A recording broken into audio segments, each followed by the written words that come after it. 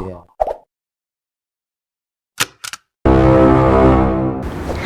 Assalamualaikum warahmatullahi wabarakatuh. Selamat pagi semuanya, kawan rujuk semua. Nah, pagi ini Dinda sudah ada di kantor DPRD Kabupaten Bekasi. Ngapain sih?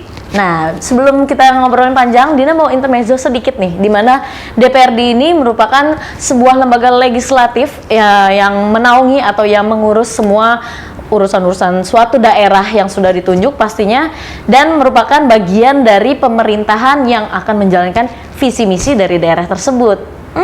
Makanya hari ini Dinda udah hadir di kantor DPRD Kabupaten Bekasi, akan ngobrol dengan salah satu petinggi yang paling tinggi dan luar biasa. Alhamdulillah, Rujuk juga dapat kesempatan bersilaturahmi langsung dengan beliau. Siapakah dia? Pastinya ada Bapak Ben Holik Kodratullah. Assalamualaikum Bapak. Waalaikumsalam warahmatullahi wabarakatuh. Aduh, alhamdulillah. Apa kabar nih pagi ini nih? Alhamdulillah baik. Waduh, luar biasa ya. Kelihatan dari auranya, senyumnya udah merekah ya. Tugas aman Pak? Mudah-mudahan aman terkendali. Ya, kayaknya soalnya lumayan nih nunggunya. Tamu banyak ya Pak ya? Ya memang ya inilah resiko wakil rakyat harus selalu siap menerima tamu baik di rumah maupun di kantor. Nah, itu konsekuensinya kalau kita ingin mengabdi untuk masyarakat. Kan? Betul banget, luar biasa. Langsung loh dari pagi kawan rujuk ya udah nanganin tamunya nggak habis-habis ya. Nah, saya manggilnya berarti Pak Ketua, Pak Ben, atau apa nih, lebih enak biar lebih nyantai nih? Ya, Bang Ben Holik aja kali. Wah, cakep. Kita ngobrol relax aja ya, Bang Ben ya. Oke. Nah, ini sebelum kita bicara lebih jauh terkait tugasnya dari Bang Ben nih, saya mau tahu dulu dong nih, jenjangnya Bang Ben nih sampai pada di titik ini nih sebagai saat ini Ketua DPRD Kabupaten Bekasi, kalau boleh tahu sedikit lah. Gimana sih awalnya jenjang karirnya? Baik, Assalamualaikum warahmatullahi wabarakatuh. Mungkin sebelum kita ngobrol yang lain sepintas tentang katakanlah biografi kali. Betul. Ya Mbak Dinda ya, bahwa singkat cerita ya, saya sekolah di SD Negeri Sukadami, SMP-nya di SMP Negeri 1 Cikarang Selatan, SMA di SMA Negeri 1 Cikarang Utara, dan kemudian saya kuliah di Borobudur. Nah, sepintas saya mulai senang dengan pergaulan-pergaulan yang katakanlah berbau politik itu memang waktu zaman mahasiswa juga. Secara kebetulan saya waktu itu angkatan 2000 ya, masuk 96. Berarti angkatan 96 berarti ya? 96. Masuk 96 itu kan tahun 98 itu kan tergulingnya Orde Baru. Betul. Nah, disitulah saya secara pribadi terpanggil untuk bersama teman-teman mahasiswa yang notabene turut ya serta demonstrasi ke berbagai katakanlah kumpulan-kumpulan yang sifatnya sampai terjadinya tergulingnya Orde Baru.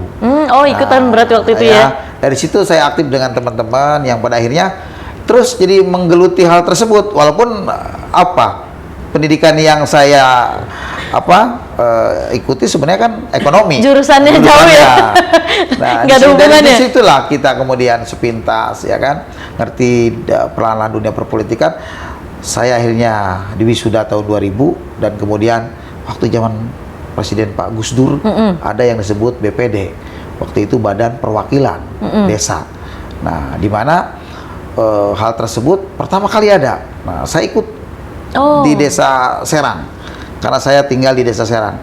Alhamdulillah saya terpilih, yang pada akhirnya terpilih sebagai ketua BPD di Desa Serang. Saya masih bujangan, kemudian ada pilkades, saya jadi panitia pilkades, kemudian saya setelah itu menikah, ya kan, ke tetangga desa. Saya lakunya ke tetangga. Ya. Menikah yang suasana pengantin baru, tiba-tiba ada pilkades. Di Desa Ciata, akhirnya saya terpilih sebagai kepala desa. Jauh sebelum saya jadi kepala desa, sebenarnya saya aktif sebagai ketua Karang Taruna Cikarang Selatan, sempat di KNPI juga, bahkan ormas kedaerahan di Kapun, sempat dipercaya oleh orang tua angkat saya tuh, Pak Haji Kunang, ya, untuk jadi sekjen. Saya sempat setahun sebelum jadi anggota DPRD. Kemudian ada juga Pak Haji Budong, ya, yang selalu mensupport saya juga. Alhamdulillah. Jadi itu sepintas, yang kemudian lambat laun ada tawaran partai setelah jadi kades. Partai bukan partai yang terkenal, Partai Karya Perjuangan. Bisa dikatakan kalau bahasa ngetopnya dulu Partai Gurem. Ya, tapi walaupun demikian saya ada kebanggaan. Masih ngeblur ya, masih ngeblur. Ya, ada kebanggaan. Saya Partai Karya Perjuangan itu 2 kursi. Saya ketuanya. Iya. Satu saya dapil 1, keduanya Bang Hendrik di dapil 2. Waktu itu Gerindra, yang sekarang saya di Gerindra nih, dulu di Kabupaten Bekasi Gerindra 1. Pertama itu 1 Gerindra. Saya 2 pakar pangan. Dari situ kemudian ya saya melonjak dan saya sempat terpuruk juga. Selesai 2009 sampai 2014, partai saya tidak berlanjut, saya bingung nih nyari partai. Tawaran banyak. Jadi bukan saya kutu loncat yang loncat-loncat partai. Karena partainya tapi justru malah nggak ada ditunjuk, gitu ya? kan, nggak berlanjut. Artinya bukan salah saya dong. Iya, benar-benar. Karena ibarat bawa kendaraannya nggak berlanjut, saya harus pindah melanjutkan perjalanan. Nah, perumpamannya seperti itu. Akhirnya ya sudah, ya saya ada Partai Gerindra, melamar di kabupaten, sempat ya kurang direspon. Oh iya. Kenapa kurang direspon? Kenapa? Karena waktu itu ketua berpikirnya gimana nih, caleg-caleg nggak suka ada Haji Olik. Kenapa? Haji Olik di partai Gurem aja jadi, gitu kan? Iya, Apalagi di benar. partai Gerindra, udahlah di provinsi aja. Di provinsi saya terusin lagi, udahlah pusat aja sana. Ya tapi berarti saya ada kebanggaan, berarti diperhitungkan. Potensi. Tapi di sisi lain ya sulit juga buat saya. Ya, terlalu instan, belum waktunya di tingkat DPR RI. Ya daripada saya nggak nyalek, namanya orang politik kan kalau jadi penonton gatal, ya kan? Pengen jadi aktif aja, ingin ikut pertandingan gitu kan? Ya, nyalonkanlah saya di DPR RI. Ya belum ada milik, nyungsep lah 2014. Gitu, oke. banting setir, ya main perumahan kecil-kecilan, ya dididik oleh orang tua saya Pak Haji Amin, ya saya waktu itu hanya mengadakan pengadaan tanah, bisnis-bisnis punya modal sedikit, lepas dari politik, saya usaha di perumahan, sampai sedikit banyak, ya alhamdulillah, buat dapur, buat kehidupan saya, Ngebul terus. insya Allah cukup. Bukan ngebul lagi Pak, kalau properti Pak, lumayan loh Itu Pak. sepintas, Iya, benar. sampai pada akhirnya ya saya mencalonkan di kabupaten, ya kan, dan kemudian terpilih menjadi anggota dewan. Ya. Tahun berapa tuh Pak kepilih jadi anggota dewan? Ya kemarin 2019 kan, nah, ya. Dan saya tidak, kalau saat ini ketua, sebelumnya saya bukan ketua. Oh iya. Dulunya saya anggota 1 tahun. Oh. Ya, jadi sahabat saya sebelumnya Bang Arya, yang sekarang alhamdulillah beliau jadi ketua DPC. Jadi insya Allah kami saling mendukung, Saling support. untuk saling membesarkan Partai Gerindra ke depan. Betul. Kita enjoy lah kayak demikian. Wah, luar biasa ya. Ternyata jenjang karir lumayan panjang nih. Panjang juga, Yang panjang. namanya naik turun ada juga ya. Itulah hidup. Iya. Ya, kalau kita ingin sukses ya harus pernah merasakan jatuh juga. Oh iya, harus siap ya. Tapi kayaknya memang udah kuat mental deh kalau Bapak. Mudah-mudahan. Kalau Bang Ben ini udah bukan kuat mental lagi, udah hatam ya asam garamnya ini. Insya Nah, Allah. kalau Bang Ben nih, sekarang kita langsung ke persoalan yang ada di masyarakat ya istilahnya. Tapi sebelum ke persoalan yang ada di masyarakat, yang namanya sekarang kan udah jadi ketua DPRD lah ya. Sebelumnya pastinya ada persoalan-persoalan yang belum sempat selesai atau ada masalah yang lumayan agak rumit nih yang belum sempat selesai. Ada nggak sih Bang? Ya, nih harus setengah jujur apa jujur semua nih? Kalau bisa sih jujur ya. Jadi Jujur biar nggak ada semua. yang tutupin dan semuanya transparan Oke. gitu Bang. Jadi mungkin kalau saya harus jujur, ya tidak bermaksud untuk mendiskreditkan orang ataupun membuat ini loh aku gitu kan, tidak demikian. Karena memang sejujurnya saya katakan, saya jadi ketua tentu diwariskan suatu persoalan. Di mana masyarakat Bekasi tahu bagaimana seorang waktu itu Bapak Haji Ahmad Marzuki selaku wakil bupati dalam pemilihannya ya, untuk mengisi kekosongan, karena waktu itu bupatinya adalah Pak Eka definitif, yang kemudian wakil kosong, terjadilah pemilihan wakil bupati. Ya, dalam perjalanannya waktu itu sudah katakanlah kurang lebih 15 bulan ya, belum dilantik-lantik. Gitu loh, setelah si pemilihan itu, karena ada sedikit mungkin miskomunikasi atau administrasi yang belum lengkap, jadi kemudian kebulatan partai dalam persepsi pandangan yang belum sama, sehingga saya melihat di situ banyak yang harus saya benahi. Nah, insya Allah pada waktu itu saya dengan segala kesungguhan, dengan suatu tekad yang bulat bahwa saya harus menjaga marwah DPRD, saya harus menunjukkan bagaimana DPRD ini berjalan kepada rel yang sebenarnya untuk menjaga citra dan menunjukkan bahwa lembaga DPRD adalah lembaga yang terhormat, dan hal tersebutlah saya junjung tinggi. Saya semaksimal mungkin berusaha dan melakukan suatu upaya bisa dikatakan melobi, bisa dikatakan menjalin komunikasi dengan berbagai instansi, baik itu di tingkat provinsi maupun di tingkat Kemendagri. Yang segala persoalannya memang banyak ya, di dalam hal itu berarti banyak kerikil-kerikil itulah yang akhirnya banyak juga tekanan dari tokoh, kenapa belum dilantik? Ya di saat teman-teman dewan juga mungkin ada sebagian udah ada rasa apa ya, malas, gregetan juga, pusing juga, tekanan ya. Saya sebagai ketua ya harus pasang badan, tak akan berlari dari kenyataan ya kan. Itu saya hadapi, saya berikan suatu pemaparan kepada tokoh-tokoh bahwasanya ayo Bapak dengan saya seirama. Kalau Bapak berharap ingin dilantik supaya Bekasi cepat kondusif, damai, sama saya pun. Tapi hal ini bukan wewenang saya. Ya, ini adalah wewenang dari Kemendagri dan kami sedang menjalin komunikasi. Bantu saya dengan suatu pemikiran maupun dengan doa juga.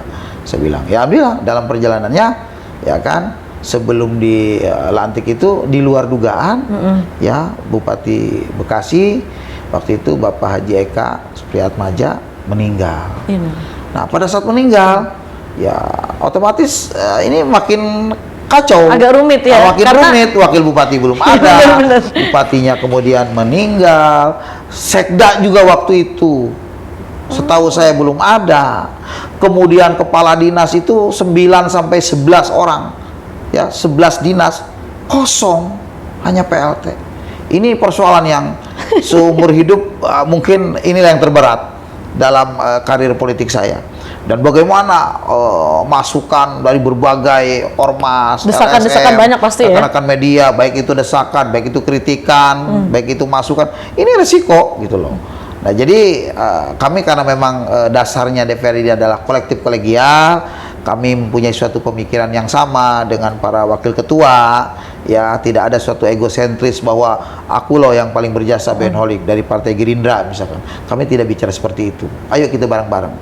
Jadi saya katakan hanya kebetulan Partai Gerindra unggul sehingga saya jadi ketua. Tetapi di balik itu kita warga Bekasi. Dalam satu koridor, satu kerangka kita ciptakan kebersamaan dengan harapan bagaimana Bekasi ini bisa membangun dengan suatu keadaan berarti yang chaos. Dengan keadaan berarti tidak chaos. Ya, harus kondusif. Tetap stabil. Harus stabil. Dan bagaimana ini? Nah, akhirnya kami ada suatu kesepakatan. Ayo, apapun kita jalin komunikasi, resikonya maju mundur, terpuruk dan terhormat, kita bareng. Dengan suatu tekad bulat, ayo. Alhamdulillah. Sampai Pak Haji Ahmad Marzuki bisa dilantik, karena bupatinya meninggal, otomatis dilantik sebagai wakil bupati, otomatis menjadi PLT bupati. Itu menjadi satu kesatuan yang utuh. Nah, kalau tidak salah demikian kronologisnya. Luar biasa ya. Itu baru masalah istilahnya yang ada di lingkungan DPRD itu sendiri ya.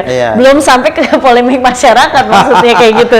Luar biasa maksudnya baru mulai start sebagai istilahnya apa ya? Sebagai ketua tapi langsung nih Pak blok. Ya, capek nggak sih Pak? Ya itu tadi, kalau secara harfiahnya kita bicara capek ya capek. Tapi kan dalam seseorang punya pemikiran, punya suatu keyakinan bahwa kita menjadi dewan ini kan berlandaskan suatu keinginan awalnya. Selain setelah jadi keinginan itu terlaksana, ada sumpah janji jabatan. Kalau kita ingat terhadap sumpah janji jabatan, ya sudah barang tentu harus siap dalam keadaan apapun selama itu untuk kepentingan masyarakat banyak. Kan ada ya ayat yang mengatakan sebaik-baiknya manusia adalah yang bermanfaat untuk orang banyak. Lain. Nah, selama kita ada kesempatan, kalau Pak Kiai misalkan dengan siar Islamnya misalkan, itu kan berbakti. Nah, kalau kita pejabat berarti ya dengan berbuat sesuai dengan koridor sumpah jabatan, pro kepada rakyat, ada upaya untuk membangun, ya, memajukan, mensejahterakan masyarakat. Saya pikir itu bagian daripada ibadah. Sehingga kalau kita berprinsip ke arah sana, maka kinerja kita jadi enjoy, semangat terus. Betul. Karena berkeyakinan ada nilai ibadahnya. Ya, itu yang membuat saya selalu bersemangat. Walaupun terkadang anak istri ya agak protes juga. Kok setelah jadi ketua dewan nggak ada waktu nih buat anak istri gitu kan. Iya benar. Ya inilah resiko. Apalagi mumpet suka dibawa ke rumah ya. Kok tamu kebanyakan bukan di kantor lagi, di rumah. Ya udah biarin aja seperti air mengalir, saya bilang. Toh pada akhirnya kita hidup ya untuk beribadah. Betul. Gitu, karena pertanggungjawaban dunia akhirat itu akan ada. Sehingga saya pikir dengan semaksimal mungkin gitu loh. Pastinya, hablum minallah, hablum minanas ya Pak ya. Nah, kalau misalkan tadi bicaranya adalah permasalahan yang sebelumnya diwariskan bahasanya. Nah, sekarang saya mau tahu nih permasalahan atau polemik yang ada di wilayah Kabupaten Bekasi terutama ya, dari masyarakat semua. Pasti kan banyak nih Pak, dari A sampai Z masalahnya. Nah, itu pasti ada yang namanya pemecahan solusi. Itu gimana sih kalau dari Bapak? Mungkin dari aspek apa yang saat ini lagi terberat dihadapi oleh pemerintahan kabupaten, terus solusinya bagaimana? Saya pikir sebenarnya persoalan-persoalan Bekasi ini sekarang sudah mulai melandai ya, terkait dengan persoalan yang paling berat itu waktu kan adanya COVID. Betul. Ya, bahwa satu hal, bahwa saya menjabat sebagai DPRD ini katakanlah hampir mencapai 3 tahun, tetapi sudah sudah 5 kali ya pejabat eksekutif yang berkuasa, dalam ini bupati, ya kan. Waktu itu mohon maaf, saya dengan Pak Eka, Bupati Bekasi, dengan PLH Bupati Pak Herman Hanafi 15 hari, kemudian dengan PJ ya Pak Dhani Ramdan, setelah itu kemudian PLT Pak Haji Ahmad Marzuki, ya kan. Kemarin 22 Mei berakhir, balik lagi ke Pak Haji Dhani Ramdan sebagai VJ. Artinya inilah masa-masa sulit itu pada saat masa-masa transisi ya, sebagai eksekutif dalam hal ini ya leadershipnya kan bupati. Tuh. Pada saat leadershipnya kemudian pemimpinnya ini kosong atau terjadi pergantian, otomatis di situ terjadi masa-masa transisi yang pada akhirnya akan timbul seorang kepala dinas, ada yang a priori, ada yang merespon, ada yang tidak. Ini kan tergantung daripada kadang kedekatan, ya kan, moodnya juga. Betul. Gitu kan. Nah, inilah bagaimana kita bisa mendorong agar dalam hal ini eksekutif, tepatnya sebagai katakanlah kepala dinas, ayo siapapun itu, walaupun gonta ganti, ini konsekuensi yang harus dihadapi, ya. Ya memang kalau bukan karena aturan berbarengan yang serentak 2024, sebenarnya 22 Mei 2022 ini seharusnya sudah ada bupati baru definitif, harusnya, ya kan? Betul. Nah, jadi tepatnya kan Bu Neneng dengan Pak Eka itu ya 22 Mei 2017 ya sampai dengan 22 Mei 2022. Nah, tapi karena memang aturannya harus serentak nanti di 2024, maka 2 tahun inilah kembali harus di PJK. Nah, makanya Pak Dhani Ramdan mendapatkan yang kedua kalinya, ini suatu bentuk kepercayaan dari Pak Gubernur ya kepada beliau, pada akhirnya 1 tahun ke depan ini menjadi PJ Bupati Bekasi. Berarti secara garis besarnya nih permasalahan-permasalahan yang dihadapi saat ini oleh wilayah kabupaten, solusinya adalah komunikasi. Nah, terkait komunikasi tadi kan Abang nyinggung masalah Bang Dhani nih sebagai PJ di Kabupaten Kota Bekasi ya. Nah, komunikasi saat ini Bang Ben dengan Bang Dhani ini gimana untuk permasalahan-permasalahan yang ada juga, termasuk bahkan sampai mungkin komunikasi pribadi lah sebagai sahabat seperti itu, gimana tuh Bang? Jadi alhamdulillah sebenarnya begini, kami kan punya pengalaman sewaktu beliau ya pertama ya setelah PLH itu 15 hari beliau kemudian dipercaya ya kan, sebelum dilantiknya PLT Pak Haji Ahmad Marzuki. Berdasarkan pengalaman tersebutlah yang pada akhirnya saya melihat beliau tulus mendharma baktikan, meluangkan waktunya, memberikan suatu pemikiran dan berbuat yang terbaik untuk Bekasi. Saya sebagai, kalau orang Bekasi anak muda itu bahasanya bocah. Oh iya, bocah ya, Bekasi. Bocah Bekasi. Iya. Ini gue loh bocah Bekasi gitu kan. Nah, saya sebagai bocah Bekasi kemudian melihat kalau ada seseorang yang tulus dengan segala kerendahan hatinya, dengan segala kesungguhannya untuk membangun Bekasi, kenapa tidak saya dukung. Jadi jangan kemudian kita terbatas kepada suatu ungkapan di luar bocah Bekasi tidak baik, hanya bocah Bekasi lah yang pantas memimpin. Nah, bahasa itu ada kalanya benar tapi ada kalanya salah juga. Saya lebih berpikir, satu, mau bocah Bekasi mau bukan, selama hidupnya ada keinginan untuk membangun Bekasi, saya hormati, saya dukung. Oke, berarti untuk kedekatan dari Bang Ben dan juga Bang Dan ini hanya sebatas profesionalitas aja untuk mengabdi kepada masyarakat. Tepat pastinya. sekali itu. Jadi pada akhirnya saya memberikan masukan, tolong Pak, maksimalkan dinas-dinas terkait. Terlalu banyak silpa yang pada akhirnya seolah dana itu tidak terpakai. Sementara publik butuh sarana yang baik. Banyaknya gedung-gedung sekolah yang kropos. Kemudian selain memang itu kualitas juga, ya infrastruktur jalan segala macam maksimalkan. Walaupun dalam pandangan DPRD masih ada 1-2 dinas yang belum maksimal, ya banyak dana ya yang belum terserap. Waktu sudah semakin mendesak.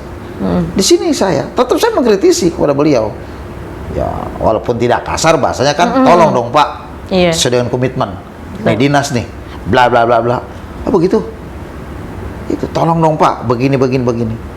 Ayo, saya senang nih, Pak Holik objektif. Kita objektif, saya bilang. Iya. Ayo, gitu ya. Jadi intinya itu. Ya kalau kemarin juga sempat ada yang katakanlah bahasa menolak, mendukung. Inilah paradigma bagian daripada politik ya. Pro dan kontra pasti akan selalu ada ya. Selalu ada. Nah, bicara masalah stigma negatif ya, kita bergeser dari tugas tapi sekarang ke parpolnya Bapak nih atau parpolnya Bang Ben nih. Bicara soal stigma negatif, apalagi di masyarakat, anggaplah saya sebagai orang awam ya. Si stigma negatif ini juga sekarang lagi nyangkut nih di parpolnya Bang Ben nih. Bicarakanlah Gerindra, bagaimana menangani atau meneduhkan keributan-keributan di luar tentang stigma negatif tersebut dari partai Bang Ben. Saya pikir ya kami ya katakanlah kader Gerindra semuanya kalau melihat dari dalam sebenarnya nyaman, ya sebenarnya harmonis. Kemudian kalau ada stigma yang terkesan kurang harmonis, sebenarnya itu bagian daripada ombak saja yang sedang menguji daripada kekuatan kebersamaan kami. Ya, tetapi sesungguhnya bisa dimungkinkan itu karena memang kami juga telah ada suatu pergantian DPC. Ya, ketua DPC sekarang adalah Arya Nugraha, yang notabene adalah sahabat saya. Secara usia saya lebih tua, bisa dikatakan adik saya, walaupun biar bagaimanapun beliau sebelumnya menjadi ketua DPRD. Dan terjadinya pergantian ini tidak ada sesuatu yang mendalam, yang berkelanjutan sehingga terjadi suatu perselisihan, tidak. Pada akhirnya selesai di situ, selesai. Ini konsekuensi berpolitik, kita menghargai dan menerima satu sama lain, ya. Kemudian kita bagi-bagi kekuasaan lah istilahnya. Setelah itu beliau jadi ketua DPC, saya wakil ketua, ya kan. Di sini kami menjalin suatu kebersamaan. Kita bangun yuk kantor sebagus mungkin. Tahap awal kita mau menyewa atau kita mau beli ruko misalkan, ayo saya dukung bareng-bareng. Dan kami telah berkomitmen, ya insya Allah beliau tidak mengganggu saya tidak mengganggu beliau. Ya kan demikian. Tetap ada jalurnya ya. Artinya ini bagian daripada kalau bahasa partai yang Islam itu bahasanya kan islah gitu ya. Kami mungkin tidak sejauh yang dipandang oleh publik seolah-olah bagaimana. Tidak. Sekali lagi karena ketua DPC sosok yang bersahaja, enjoy dia, dan maaf ya, bukan saya jumawa, dia juga menghormati saya juga menghargai dia, ya apa gitu loh, karena ya sudah ada garisnya, ini posnya, ayo berjalanlah sesuai dengan koridor masing-masing. Jadi itu, jadi wajar kalau publik menggadang-gadang karena memang begini gitu kan, dan insya Allah saya telah mencoba untuk merangkul semuanya. Dan alhamdulillah saya katakan 100% Gerindra kondusif. Berarti intinya hanya branding di luarnya aja lah ya, tapi di dalamnya ya udah kita fokus aja masing-masing kayak gitu ya. Karena kan politik itu sebenarnya seni. Bagaimana kita bisa memerankan seni itu kan? Iya benar. Itu aja. Melukisnya gimana nih ya hasilnya? Nah, kan ini udah bicara masalah parpol juga, udah berarti kondusif lah ya di dalamnya. Nih masyarakat mungkin kayak penasaran kondusif. Sudah diklarifikasi langsung oleh Bang Ben yang notabene sudah ada di dalam Gerindra itu. Tapi saya juga kayaknya nih kalau ditelisik Bang Ben nih lagi rajin ke bawah nih, lagi lagi rajin ke bawah nih. Apakah akan ada sinyal-sinyal ke 2024 maju terus pantang mundur? Dan seandainya Bang Ben ini dapat tiket dari Gerindra untuk ke 2024, harapan terbaik untuk Kabupaten Bekasi apa sih? Pertama tentang kemungkinan dulu ya. Kemungkinan Saya dulu. pikir Benar. begini, setiap orang yang terjun ke dalam dunia politik pada hakikatnya adalah ingin mencapai suatu kekuasaan. Dalam pandangan saya secara pribadi ataupun pandangan politik, saya pikir hampir sama. Seorang yang terjun ke dalam dunia politik ingin mencapai suatu kekuasaan. Sampai di situ dulu ya. Terlepas daripada nanti menjalankan kekuasaan seperti apa, itu urusan yang berbeda. Betul. Yang penting artinya apa? Orang punya cita-cita, punya angan-angan. Jujur, makanya saya katakan tadi, saya harus ngomong jujur semua apa setengahnya nih, kayak gitu. Ya, berarti jujur semua. Jujur semua. Kalau saya harus mengatakan jujur semua, otomatis ya. Saat ini sebagai ketua DPRD, yang notabene semakin hari perjalanannya, saya semakin tahu semua tentang Bekasi. Saya bocah Bekasi. Kalau dimungkinkan, ada restu, ada rekom dari pimpinan partai, kenapa tidak? Makanya kalau saya turun, ya jujur, menyelam sambil minum air. Satu sisi saya berkewajiban untuk berbuat, melayani ya masyarakat Bekasi sebaik mungkin. Di sisi lain, sambil saya bersilaturahim dengan seluruh warga. Kan tidak ada salahnya. Betul. Kalau pada akhirnya ya pimpinan partai merekomendasikan yang lain, ya kita juga siap-siap jangan kecewa. Kan begitu. Itu konsekuensi orang berpolitik. Gitu loh. Karena politik itu di last minute inilah yang pada akhirnya menegangkan. Ya, kita dianggap hebat, dianggap harum, dianggap rajin, Ternyata dianggap mapan misalkan, dan semuanya lengkap. Itu pandangan publik di bawah. betul. Tapi kalau dalam pandangan pimpinan partai lain, ya kan? Belum tentu. Belum tentu juga. Nah, jadi artinya kan di dalam orang untuk mendapatkan rekom juga, pada dasarnya kan ada satu pertimbangan. Di antaranya adalah ada popularitas yang harapannya bisa diikuti dengan elektabilitas. Betul. Keterkenalan itu harus diiringi dengan ketertarikan publik. Nah, artinya apa? Saya sekali lagi menjalankan tugas turun, sekali lagi saya bersilaturahim. Harapan saya mudah-mudahan selain saya bekerja, ya berbuat itu suatu kewajiban, di sisi lain mudah-mudahan meningkatkan popularitas dan elektabilitas. Betul. Itulah hakikat hati saya berpikir yang sebenarnya. Yang utama adalah sebagai kewajiban saya melayani masyarakat, turun ke bawah, mendengarkan apa yang menjadi harapannya. Pada saat itu turun, dengan sendirinya orang makin mengenal saya. Kalau saya bersikap dianggap piawai, dianggap santun, dianggap baik, maka elektabilitas akan mengikuti. Kan begitu? Betul. Tentu itu harapan saya. Tapi kan publik belum tentu juga. Betul. Nah, jadi artinya sesuatu yang saya lakukan sebenarnya lebih cenderung kepada sumpah janji jabatan sebagai wakil rakyat yang harus dekat dengan masyarakat. Nah, itu. Terus yang selanjutnya apa tadi? Nah, Jika seandainya kan tadi kan belum tentu nih kalau dari parpolnya, tapi kalau seandainya dapat tiket untuk 2024 dipercaya atau ditunjuk, gimana? Harapan terbesar untuk Kabupaten Bekasi, kasih kisi-kisi lah, dikit lah.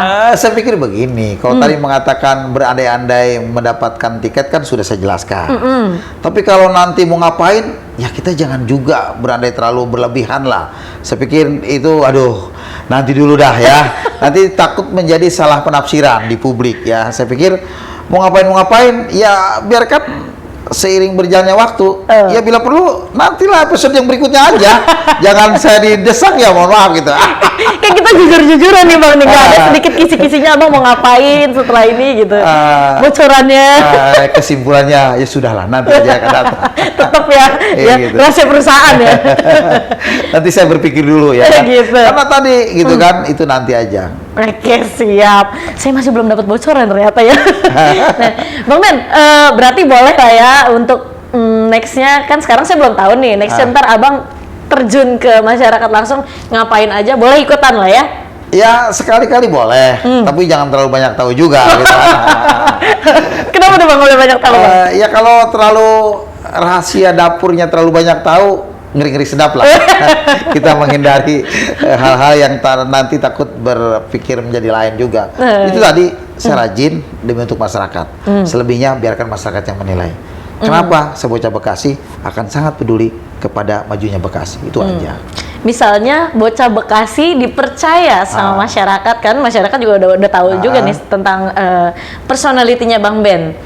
Bang Ben ini ada mungkin ada keinginan atau ada desakan-desakan yang kira-kira bakal mendampingi. Nah, bocorannya agak tegang juga nih kalau ke arah sana. Jadi begini, kalau memang desakan dari arus bawah, saya katakan kalau semua ya bohonglah. Artinya sebagian besar. Ya, ada juga yang mendesak supaya saya ke arah ikut pilkada segala macam. Saya udah jelaskan tadi kan. Saya bilang makanya sah-sah aja.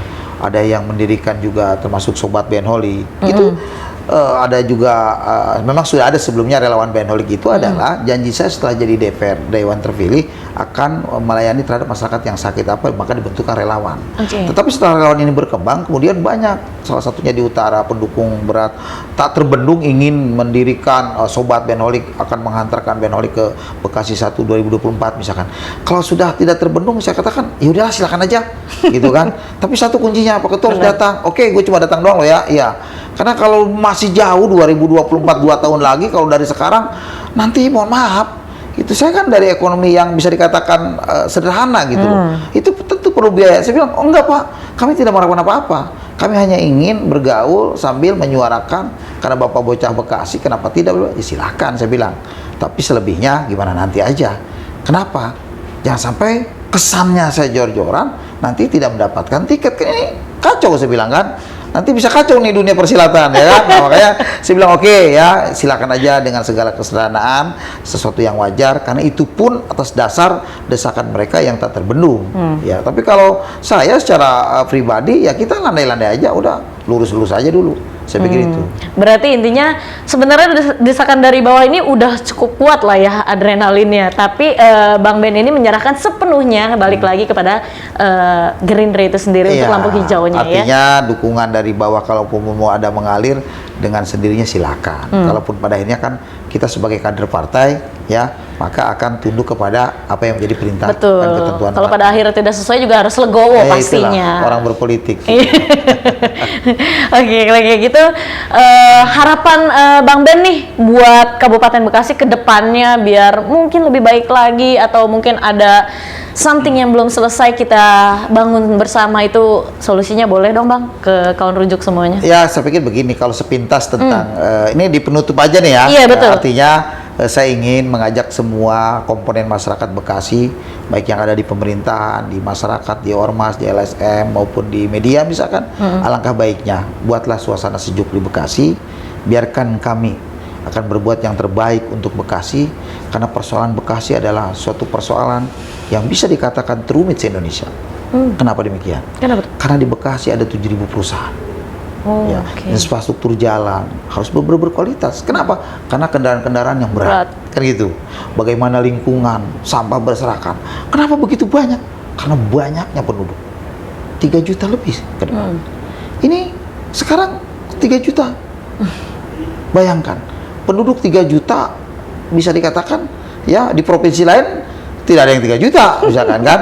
Misalkan ini gambaran Bekasi. Sehingga dalam hal ini kesimpulannya adalah beri waktu dan ruang kepada kami untuk berbuat yang terbaik untuk Bekasi. Para kiai dengan doanya, para pemikir dengan pemikirannya, para pekerja dengan pekerjaannya, kan begitu.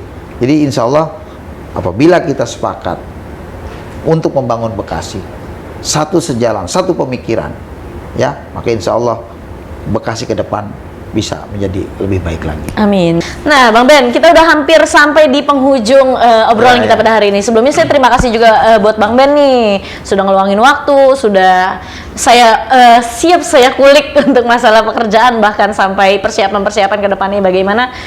Sebenarnya bocah Bekasi punya ciri khas nggak sih Bang Ben? Atau mungkin saya pernah dengar nih dari masyarakat, Bang Ben ini kalau misalkan di mana-mana suka berpantun ria. Itulah ciri bocah Bekasi. Tetap ya kan? Boleh dong Bang Ben denger pantunnya buat warga Bekasi? Jalan-jalan ke pasaraya. Cakep. jangan lupa membeli baju batik. Wih, Semoga ke depan Bekasi berjaya. amin.